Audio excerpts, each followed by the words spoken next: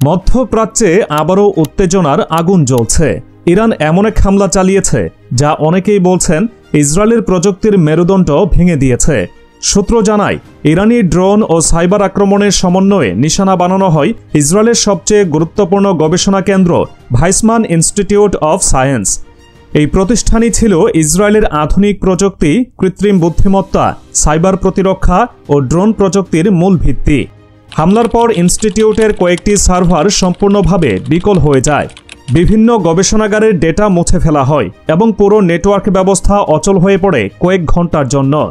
Israel প্রথমে দাবি করেছিল এটি সাময়িক টেকনিক্যাল ত্রুটি, কিন্তু পরবর্তীতে দেশটির প্রতিরক্ষা মন্ত্রণালয় স্বীকার করে যে এটি ছিল একটি পরিকল্পিত সাইবার আক্রমণ, যার পেছনে ইরানের গোয়েন্দা ইউনিট জড়িত। ইরানের পক্ষ থেকে এখন পর্যন্ত সরাসরি দায় স্বীকার করা হয়নি, তবে দেশটির প্রতিরক্ষা মন্ত্রী বলেছেন, ইসরায়েল যদি আগুন নিয়ে খেলে তাহলে আমরা আগুন দিয়েই জবাব দেব। এ ঘটনার পর মার্কিন যুক্তরাষ্ট্র ও ইউরোপীয় ইউনিয়ন গভীর উদ্বেগ প্রকাশ করেছে। ওয়াশিংটন জানিয়েছে, মধ্যপ্রাচ্যে নতুন করে প্রযুক্তি যুদ্ধ শুরু হলে তা বৈশ্বিক নিরাপত্তার জন্য বড় হুমকি হতে পারে। বিশ্লেষকরা বলছেন, এই হামলা ছিল ডিজিটাল মিসাইল, কোনো বোমা বা রকেট ছাড়াই, কিন্তু প্রভাব একটি পূর্ণাঙ্গ যুদ্ধের মতো।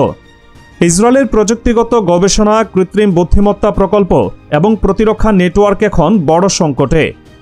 উল্লেখ্য, গত কয়েকদিন আগে যুদ্ধবিরতির মধ্যে ফিলিস্তিনের অবরুদ্ধ গাজা উপত্যকায় আবারও বিমান হামলা চালিয়েছে দখলদার ইসরায়েলি বাহিনী।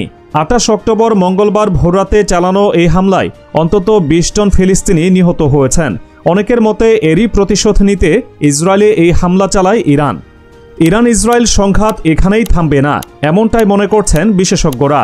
কারণ ইসরায়েল প্রতিশোধ নিতে পারে যে কোনো মুহূর্তে, আর তাতে বিশ্ব আবারও টেনে নেওয়া হতে পারে একটি নতুন প্রযুক্তিগত ঠান্ডা যুদ্ধে। বিশ্বজুড়ে দৃষ্টি এখন মধ্যপ্রাচ্যের আকাশে।